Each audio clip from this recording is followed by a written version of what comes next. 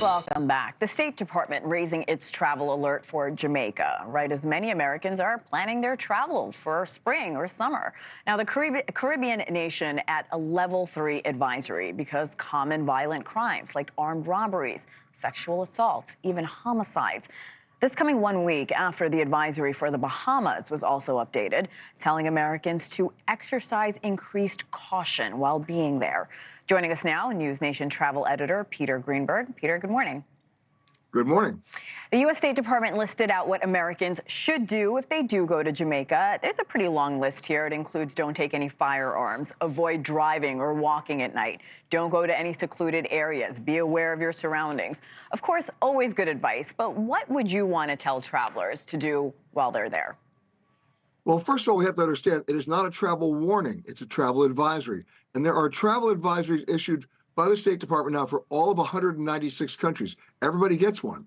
Level 1 says use regular caution, normal caution, meaning nothing. Level 2, which is what the Bahamas has, is an increased level of awareness, says travel with increased caution, basically situational awareness, just like you mentioned. Level 3 is a heightened level. It says reconsider travel. Now we're getting to a higher level of threat.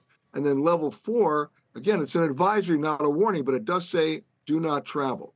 Now, the advice that's being given by the State Department is the same advice I give people to go to Cincinnati or Cleveland or Wyoming. You know, don't necessarily walk alone at night. Don't necessarily drive alone at night. There's certain neighborhoods you may not want to go into.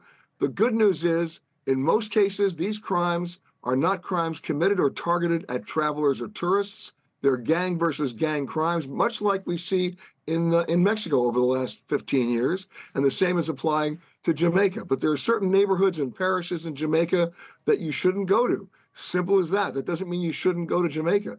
You exercise common sense, you exercise increased caution. And since most American tourists usually never stray from their resorts anyway, it's a pretty good idea. Now, the other piece of advice in that travel advisory on Jamaica, which is somewhat concerning, is about sexual assaults inside all-inclusive resorts.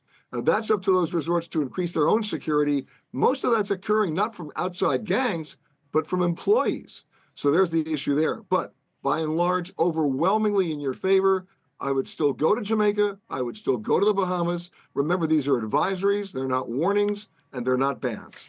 There are also reports that police don't always respond. Hospitals are not always reliable. So for those people who are listening to these advisories, maybe already have their trips planned, of course, to Jamaica, Bahamas, a lot of Americans go to those regions. Are there any alternatives?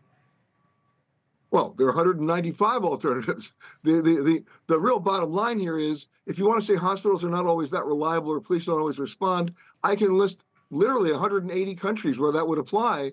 But it doesn't stop me from going. What it does stop me from doing is being ignorant of that fact and planning accordingly.